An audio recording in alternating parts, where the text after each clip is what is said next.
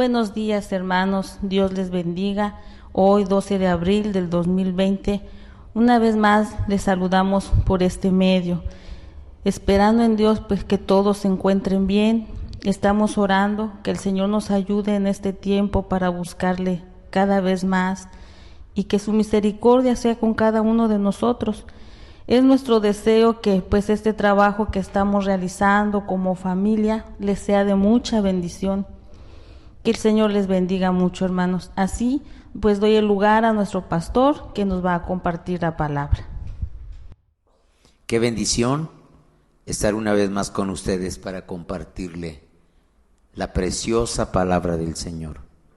Pues gracias a Dios en estos días pues hemos tenido más tiempo y podemos tener tiempo para orar, para ir más a la palabra de Dios y para estudiar un poco. Hay algo que quiero compartirles. Desde hace tiempo en mi corazón estaba compartirles esta palabra y hoy quiero hacerlo. Dice la palabra del Señor, poder humano o poder de Dios. Y encontramos en 2 de Samuel capítulo 22 versículo 51, Él salva gloriosamente a su rey para siempre. Y en 1 de Reyes 2:45 y en 2 de Reyes 19:19 dice, y el trono de David será firme perpetuamente delante de Jehová, para que sepan todos los reinos de la tierra que solo tú, Jehová, eres Dios. Y en 1 de Crónicas 22:10 dice, y afirmaré el trono de su reino para siempre. Buen Dios y Padre, nos acercamos en el nombre de Jesús, porque no podemos hacerlo de otra manera. Venimos en el nombre de Cristo para que tu palabra satisfaga nuestros corazones. Lo único que puede bendecirnos en este tiempo, lo único es su palabra que sea traída por el Espíritu Santo para nuestros corazones. Padre, te lo rogamos en el precioso nombre de Jesús. Amén, amén. Si usted quiere guardar este pensamiento, Rey eterno, trono eterno, reino eterno. En 1 de Samuel 8:7 encontramos que el Señor le dijo a Samuel, a mí me han desechado para que no reine sobre ellos. Esta es la sórdida historia de una nación que no podía estar satisfecha que Dios fuera su rey. Ellos no querían que Dios gobernara sobre ellos.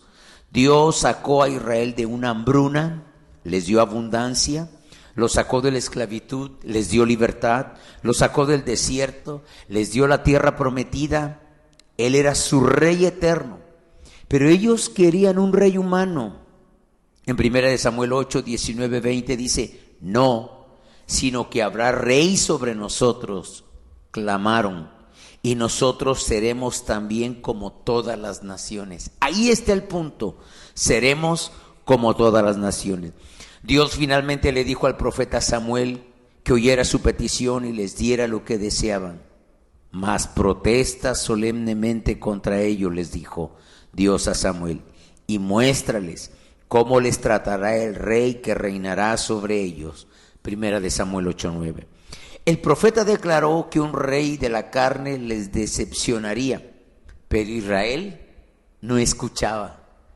¿Qué característica en el corazón del ser humano? Israel no escuchaba. ¿Te acuerdas? Hace pocos días yo te estaba diciendo, para que teniendo oídos no oigan, para que teniendo ojos no vean. Dice, no escuchaban, sino clamaban aún más y más por un rey que nos gobernará y saldrá delante de nosotros y hará nuestras guerras. Dice 1 de Samuel 8:20, eran cortos de vista, no escuchaban, no veían. ¿Cómo pudieron olvidar tan rápidamente los milagros que Dios hizo delante de sus ojos? La victoria sobre el faraón, la protección de sus primogénitos de la espada real. Cuando la mortandad entró en Egipto, ni un primogénito de Israel fue tocado, porque la mano de Dios No era la sangre física del cordero, del animalito que habían matado. La mano de Dios estaba a favor de ellos y no hubo ninguno de ellos que fuera tocado por el ángel de la muerte. Ellos habían olvidado la liberación del ejército egipcio en el Mar Rojo, habían olvidado el maná del cielo, habían olvidado el agua de la roca en el desierto, habían olvidado las batallas ganadas y las naciones conquistadas al llegar a la tierra prometida. Dios le había dado a Israel su poder, su sabiduría, su protección, su amor, pero no. Israel quería un rey ordinario como las otras naciones. Cuando la mente está en la carne, siempre pienses en cosas pequeñas. Recuerde este principio bíblico: cuando nuestra mente está en la carne, siempre nuestras grandes aspiraciones, nuestros grandes deseos son pequeñeces, son cosas sin importancias. Podemos ver esto cada día. La raza humana simplemente no puede contentarse. ¿Por qué? Es porque el corazón va en pos de las cosas del mundo, que todas las cosas del mundo, todas, nunca satisfacen, dice la palabra de Dios. Así que la búsqueda continúa hasta el final de los tiempos. Dice Primera de Juan 2, versos 16 al 17, porque todas las cosas que hay en el mundo, los deseos de la carne, los deseos de los ojos y la vanagloria de la vida, no provienen del Padre, sino del mundo. Pero el que hace la voluntad de Dios permanece para siempre. En los libros del Antiguo Testamento brilla una luz sobre la agónica historia de Israel, sus reyes y el reino de Israel. No obstante, Dios en su soberanía se mantuvo paciente y no dio la espalda a su pueblo, a pesar de sus pecaminosos y egoístas corazones. Sin embargo, no fue sino a un gran precio que cambiaron al Señor del cielo por un mero hombre para que gobernara sobre ellos. Israel era un desorden, estaban corrompidos por el pecado, habían vuelto a adorar ídolos, otros dioses, querían poder humano, no querían el poder de Dios. Qué triste es que nosotros repetimos el mismo patrón. Queremos que la gente vea que tenemos el mejor auto, la mejor casa, el mejor negocio, la mejor cuenta bancaria, y no nos fijamos en lo que Dios quiere. Que nunca digamos una mentira, que no tengamos ojos sucios, que hablemos la verdad, que no tengamos codicia, que no tengamos odio, que no tengamos rencor. Qué fácil, perdónenme la expresión, lo digo yo, qué fácil es comprarse un carro nuevo, pero qué difícil es quitar la codicia o qué difícil es quitar el odio. ¿Saben por qué? Porque esto está en el corazón y el corazón es terreno solamente de Él. Él solamente puede ayudarnos. Habían vuelto a adorar ídolos, querían poder humano, no querían el poder de Dios. El Nuevo Testamento señala al Antiguo y la escritura del Antiguo Testamento mira al futuro, al nuevo pacto que fue anunciado. En cada esquina la mano de Dios se movía a favor de su pueblo, pero es de este débil ciclo de pecado. El pueblo de Israel estaba pecado, arrepentimiento, perdón, vuelto a pecar. En todo este caos emerge la bendita fidelidad de las promesas eternas de Dios. Qué pertinente para este tiempo. Perdóneme, pero yo sé que le estoy hablando solamente a Betania. Ahora sí, Señor. Ahora sí, Señor. Pero en todo este ciclo que hemos tenido, que ahora sí nos arrepentimos y regresamos al pecado, y ahora sí nos arrepentimos, en este ciclo emerge la bendita, poderosa mano de Dios en sus promesas eternas en la palabra. Él cambió el dolor más profundo de Israel en la mayor esperanza de la nación.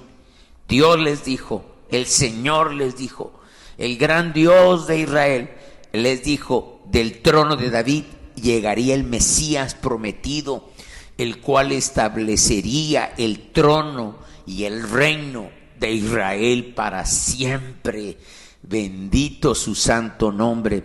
Dios mostró misericordia hacia Israel repetidas veces, solo para recibir rechazo. Otra vez, Dios les perdonaba, Dios los sanaba, Dios los bendecía y ellos pronto lo olvidaban.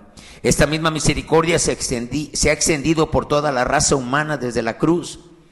Él no pudo haber abierto sus brazos más para abrazar al agónico mundo, aunque la naturaleza del hombre le ha menospreciado y le ha rechazado. Antes de volvernos muy críticos con los israelitas, deberíamos preguntarnos si nosotros no hemos hecho lo mismo. El Señor ha bendecido a muchas naciones. El Señor nos ha guardado. Yo puedo recordar mi infancia. Yo recuerdo hace como 30 años, menos yo creo, sí, más o menos. Mi esposa conoció a este misionero, el hermano Carpenter, del misionero en el grupo de donde mi papá militó. Y yo le pregunté un día, hermano, usted tiene muchos años en México. Yo creo que él tenía como 20 años en México. Y yo le pregunté, hermano, ¿cómo es México? ¿Cómo es la nación a diferencia de 20 años? Ha ido mejorando, me dijo. Le ha ido bien, ha ido prosperando. Y es una gran verdad. Yo me acuerdo cómo eran los pueblos antes. No te estoy diciendo que estamos perfectamente bien. No, porque recuerda que los gobiernos son humanos. Pero hemos mejorado y nosotros también le hemos dado la espalda a Dios. Es urgentemente necesario hoy día hacer un llamado a arrepentimiento, tanto nacionalmente como individualmente, mientras el gran amor de Él aún convence calladamente. La Biblia dice en Romanos 11:33, oh profundidad de las riquezas, de la sabiduría y de la ciencia de Dios. Cuán insondeables son sus juicios e inescrutables sus caminos. Los pensamientos de Dios son insondeables, los caminos de Dios son insondeables. Hoy para ti y para mí hay misericordia. Hoy hay misericordia para el que se vuelve con todo su corazón. Un pasaje conocido del tiempo de los reyes revela el corazón del Señor al responder a una oración del rey Salomón, tan conocida, tan repetida. Esta oración la han repetido grandes hombres de Dios, intelectuales, gobernantes, reyes. Hoy, en estas últimas semanas, la hemos escuchado tan repetida, pero tan mal entendida. Dice en 2 de Crónicas 7:14, si se humillare mi pueblo, sobre el cual mi nombre es invocado, y oraren y buscaren mi rostro, y se convirtieren de sus malos caminos, entonces, siempre le he dicho a usted, Betania, entonces y solo entonces, y hasta entonces, no antes, cuando nos humillemos. Qué fácil es decir esto. Qué fácil es decir que nos vamos a humillar delante de Dios porque nos hincamos en el altar o nos hincamos en la silla. Pero qué difícil es humillarnos enfrente de la esposa, enfrente del esposo. Porque el verdadero cristiano no está pensando cuánto sufro, sino cuán útil soy. Para usted, sí, me refiero a ti, que llevas a este gran devocional. Qué precioso está el devocional, cuando habla que nosotros no podemos compartir de Cristo hasta que nosotros no hayamos conocido a Cristo. Qué bendición para nosotros. Si se humillare mi pueblo, dice la palabra. Aprende que la palabra de Dios no es una utopía. No, es la práctica diaria, es el caminar diario, es el hablar diario, el pensar diario, el hacer diario. Qué bendición cuando nosotros podemos saber que el Señor está con nosotros. Si se humillare mi pueblo, sobre el cual mi nombre es invocado, y oraren y buscaren mi rostro, y se arrepintieren de sus malos caminos, entonces y solo entonces, dice la palabra, oiré desde los cielos, perdonaré sus pecados, sanaré su tierra. Este pasaje es profético para la nación de Israel en cuanto a su tierra. Hay muchas cosas que podemos aprender de la petición de Dios. El mensaje de Dios siempre es el mismo: arrepentirse del pecado y volverse a Él, arrepentirse de todo corazón. Hay gente que ha acostumbrado a decir que se ha arrepentido cuando solamente tiene remordimiento.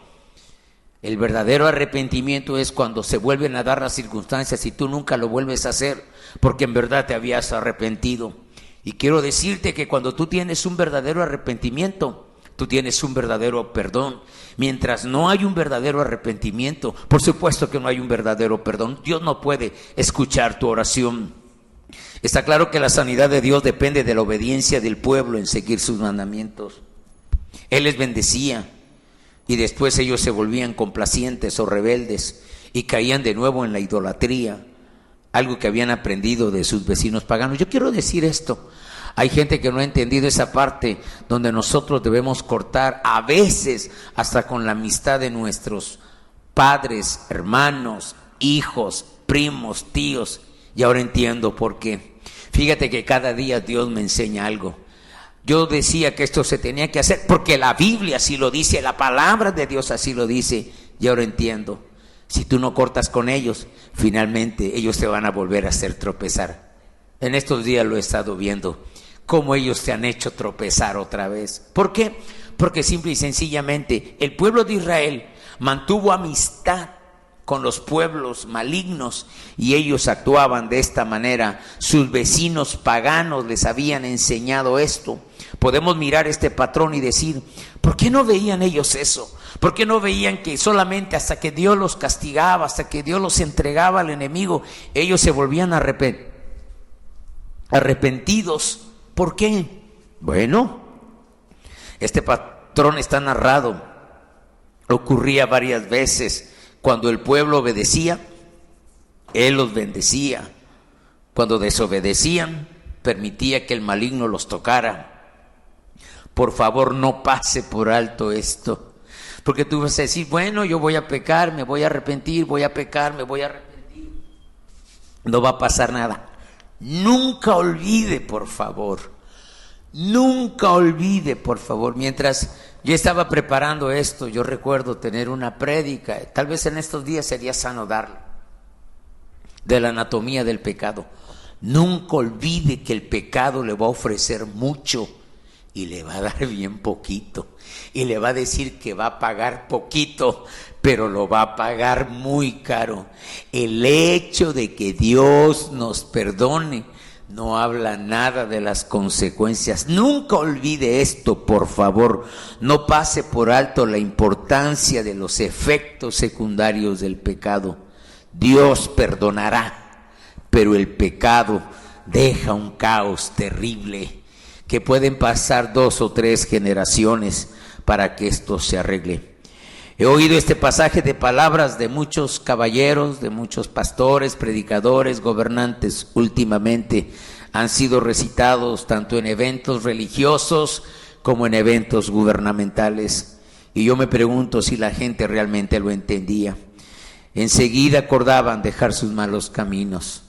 Ellos pensaban que ya iban a dejar sus malos caminos, pero pasaba el problema y entonces volvemos a hacer lo mismo. Como personas queremos lo que queremos y lo queremos ahora. Un periódico anunciaba, gaste ahora y pague después. Siempre vamos tras el mundo, tras lo que el mundo dice que es mejor. Sin darnos cuenta hemos intercambiado la fe en Dios por seguir a los dioses de este mundo. Esta es la repetitiva historia del ser humano. Existe una cita que apareció en el periódico de Estados Unidos cerca del cumpleaños 200 de la Unión Americana, y esto se ha vuelto a imprimir muchas veces.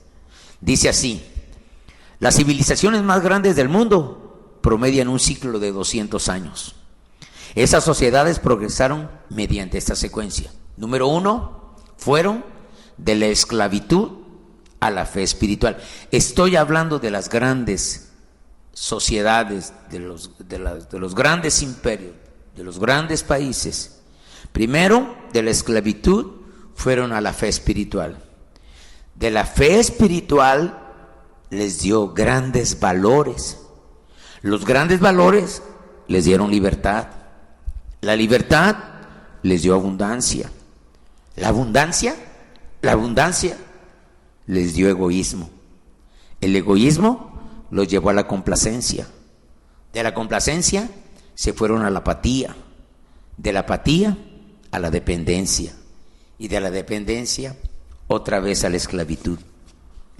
Usted y yo recordamos tristemente cómo el 11 de septiembre de 2001 el mundo se vio horrorizado cómo Estados Unidos era asaltado por aviones secuestrados que se estrellaron contra el World Trade Center de la ciudad de Nueva York y los edificios se derrumbaron delante de nuestros ojos. Yo recuerdo que esa mañana nosotros teníamos una librería en la ciudad de Oaxaca y yo estaba saliendo para allá y estaba viendo las noticias y yo vi el segundo avión, se puede decir en vivo, estrellarse. Los edificios se derrumbaron delante de nuestros ojos. El terrible acontecimiento hizo que los norteamericanos se arrodillaran durante unas semanas. Amenazó el orgullo nacional y los centros neurálgicos financieros durante unas semanas. Las iglesias se llenaron de gente, asustadas y humilladas durante unas semanas. Pero rápidamente, muy rápidamente, se volvieron otra vez complacientes.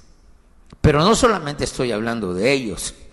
Estoy hablando que creo que nosotros como nación nunca hemos tenido un arrepentimiento genuino, un verdadero volvernos al Señor. No necesitamos, y se lo digo de verdad, no necesitamos reconocer el pecado de papá, el pecado de mamá, del abuelo, de la abuela. Es mi pecado lo que ha ofendido al Señor, es mi pecado. Me debo arrepentir yo con todo mi corazón y con toda mi alma y volverme al Señor, y hoy más que nunca. Porque yo estoy de acuerdo con un gran hombre de Dios que ya no está con nosotros. Quiero hacer honor a este gran siervo de Dios, el pastor David Wilkerson, que después de él profetizó este tiempo que estamos atravesando, y él dijo que después de este tiempo tan terrible, que iba a venir un tiempo como de oscuridad para las naciones, como un tiempo de oscuridad para las finanzas, un tiempo terrible, y es lo que parece que viene como un tsunami. Pero él dijo que después de esto viene el avivamiento más grande de la historia, porque van a haber cristianas que en este tiempo se van a volver con todo su corazón, con toda su alma. Recuerdo una palabra de un profeta que dice: y van a lamentarse como se lamenta el hombre que ha perdido a un hijo único. Tenemos que abandonar nuestros malos caminos, tenemos que abandonar nuestro pecado, tenemos que rendirnos, tenemos que volvernos al Señor. Encontré este dato: el 11 de septiembre de 1777, exactamente 180 años antes del 11 de septiembre, en ese año, el 11 de septiembre de 1777, el Congreso Continental votó para gastar $300,000 para comprar ejemplares de Biblia para distribuirlo en las colonias. Esto se aceptó ampliamente, por supuesto. Incluso las raíces de nuestras instituciones educativas, dice este hermano, fueron basadas en la fe cristiana. Las grandes universidades en Estados Unidos comenzaron siendo, digámoslo para ser legibles, escuelas bíblicas. La Universidad de Harvard se fundó en 1636. En la herencia de John Harvard a la escuela dejó varias reglas y preceptos que el colegio que llevaba su nombre tenía que cumplir. La segunda regla dice que cada estudiante se le instruya claramente y se le presione firmemente a considerar bien que el principal fin de su vida y sus estudios es conocer a Dios y a Jesucristo, que es vida eterna, y por lo tanto poner a Cristo en la base como el único cimiento de todo buen conocimiento y aprendizaje. Y viendo que el Señor solo da sabiduría, que todo y cada uno procuren seriamente buscar de Él mediante la oración, en la intimidad. El señor Harvard quería que la educación superior fuera un lugar donde la gente fuera a estudiar la Biblia y a reconocer a Cristo como Señor y Salvador. Y no estaba solo. Dartmouth College fue fundado por un clérigo ordenado con el deseo de establecer una escuela en donde los indios de Nueva Inglaterra pudieran ser formados en la verdad del Evangelio de Cristo. La Universidad de Yale y Columbia, King's College, tenían fundamentos similares. ¿Qué ocurrió? Las personas se volvieron complacientes y pensaron que ya no necesitaban más de Dios. Esta es la historia de la raza humana. Queremos que Dios nos bendiga y cuando Él lo hace aceptamos con alegría sus bendiciones. Sin embargo, cuando ocurren cosas malas nos olvidamos de sus bendiciones y le culpamos de las cosas malas que nos están pasando. Por eso el Señor le dijo a Salomón que su pueblo debería apartarse de sus malos caminos y humillarse si querían que Él trajese sanidad. Hay algo nuevo que está volviendo a escribirse en la rica herencia, argumentando que los fundadores de la Unión Americana nunca quisieron que la nación estuviera bajo el poder de Dios. ¿Cuántas veces no hemos escuchado estos debates? Pero la verdad fue contraria. Qué triste es cuando la gente abandona el principio del Señor. Qué triste es cuando nosotros podemos mirar aquí en la ciudad de Veracruz. Yo estoy en la segunda planta y yo pude ver muchas veces, en algunas ocasiones, yo me puse a orar. La gente estaba transitando por las calles, por el parque que está enfrente, por la iglesia que está enfrente. Y cuando ellos estaban transitando, en algunos momentos, no lo hice siempre, le mentiría, levantaba mis manos y decía, caminen como si esta vida, viven como si esta vida fuera todo. La eternidad nos está esperando. No nos estamos ocupando por lo más importante del ser humano, que es su alma, que es eterna. ¿Dónde vamos a pasar la eternidad? Cada vez nosotros como cristianos tenemos que hacer esto, pero Dios ha sido paciente, Dios ha sido paciente.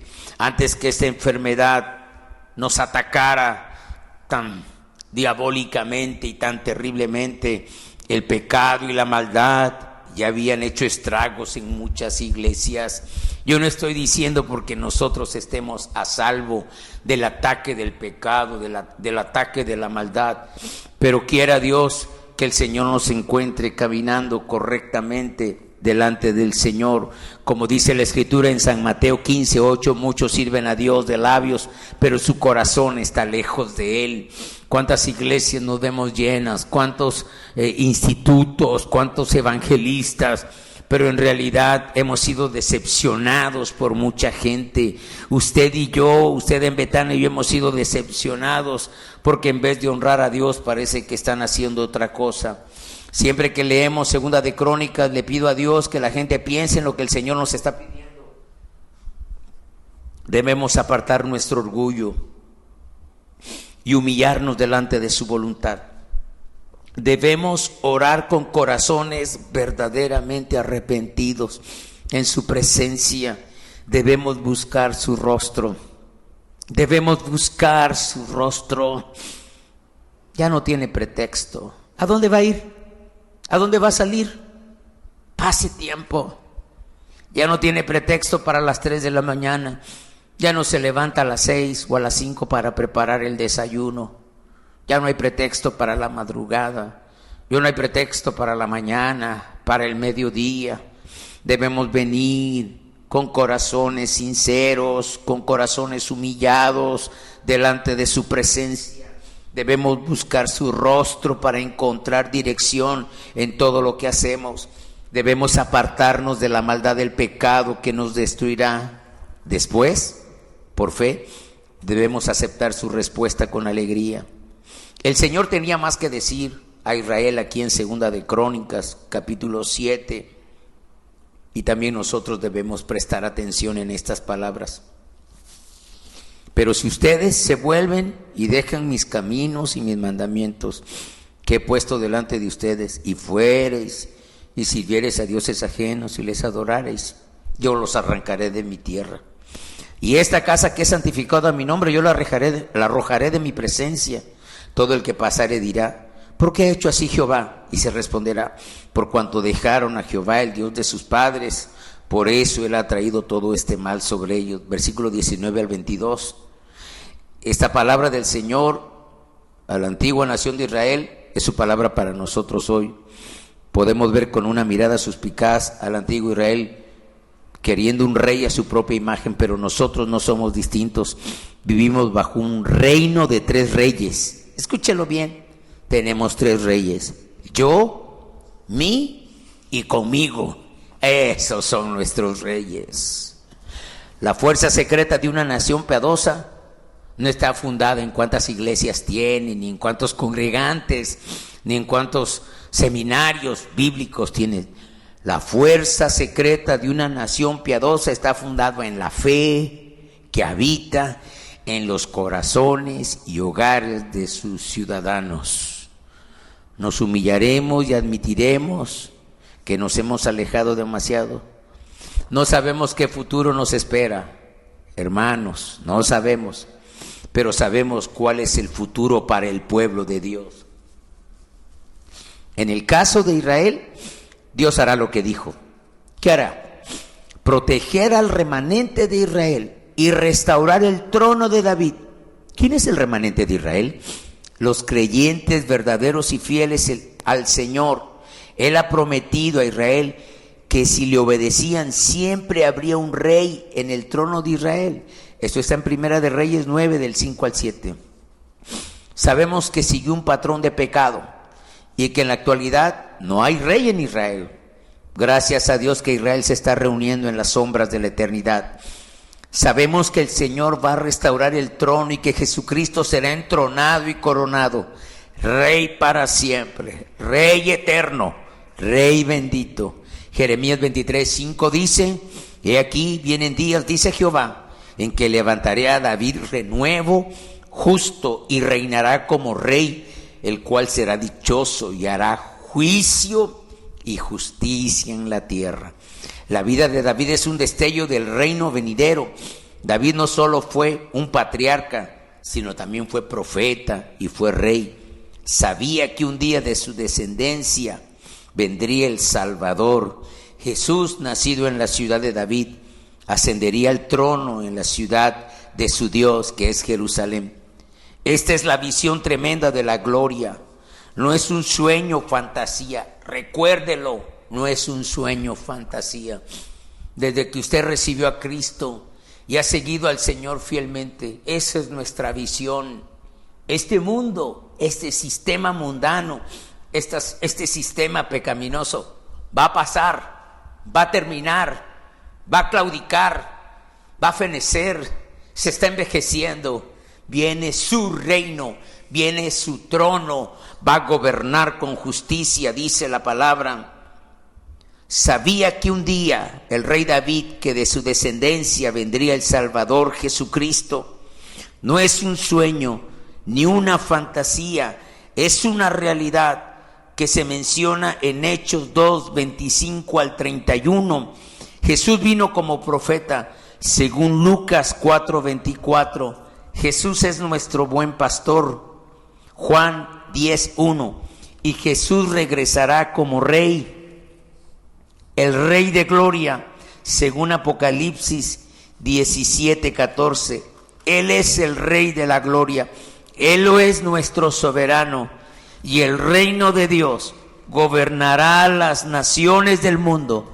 Su reino ya está siendo edificado en los corazones de quienes se someten. Recuerdo a un gran evangelista predicar y decir,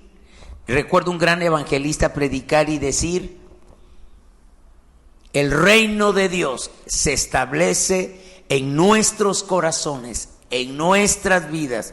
Él decía: ¿quién no quiere, cuando hacemos la invitación a venir al altar, quién no quiere ser sanado? ¿Quién no quiere ser perdonado? Pero venir, aceptar a Cristo, es venir y someternos bajo el reino eterno de Jesucristo. No quiero pasar por alto esta lectura. En el versículo 25 del libro de los Hechos, en el capítulo 2, dice la palabra: porque David dice de él: veía al Señor siempre delante de mí, porque está a mi diestra, no seré conmovido, por lo cual mi corazón se alegró y se gozó mi lengua. Yo no sé si a ti y a mí nos van a tocar mirar cuando Él venga en las nubes. No sé si de este lado lo vamos a ver o lo vamos a ver de aquel lado. Usted me entiende. Y aún mi carne descansará en esperanza, dijo David, porque no dejarás mi alma en el Hades, ni permitirás que tu santo vea corrupción. Me hiciste conocer los caminos de la vida, me llenarás de gozo en tu presencia. Y sigue diciendo: varones hermanos, No se puede decir libremente del patriarca David que murió y fue sepultado, y su sepulcro está con nosotros hasta el día de hoy. Pero siendo profeta y sabiendo que con juramento de su descendencia en cuanto a la carne, levantaría al Cristo para que se sentara en su trono, viéndolo antes, habló de la resurrección de Cristo, que su alma no fue dejada en el Hades, ni su carne vio corrupción. En estos días yo te voy a estar compartiendo de algo precioso que yo encontré. Escucha, te lo he venido diciendo, pero hoy lo voy a enfatizar. La muerte no tocó a Cristo, el pecado no tocó a Cristo. Vamos a revisar estas palabras a la luz de los evangelios. Él entregó su vida, la muerte no lo tocó. Él triunfó sobre el pecado y sobre la muerte. Él humanamente, lo podemos decir así, de la descendencia del rey David. Salmo 41:13, bendito sea Jehová, el Dios de Israel, por los siglos de los siglos. Amén. Voy a darles la bendición arónica. Jehová te bendiga y te guarde. Jehová haga resplandecer su rostro sobre ti y tenga de ti misericordia. Jehová alce sobre ti su rostro y ponga en ti paz. Y pondrán mi nombre sobre los hijos de Israel, y yo los bendeciré. Padre, en el precioso nombre de Cristo Jesús, como cada domingo, me acerco a ti para bendecir a tu pueblo. Guárdanos, ayúdanos. Gracias, Señor. Bendice a tu pueblo con tu bendición. En el nombre de Jesús.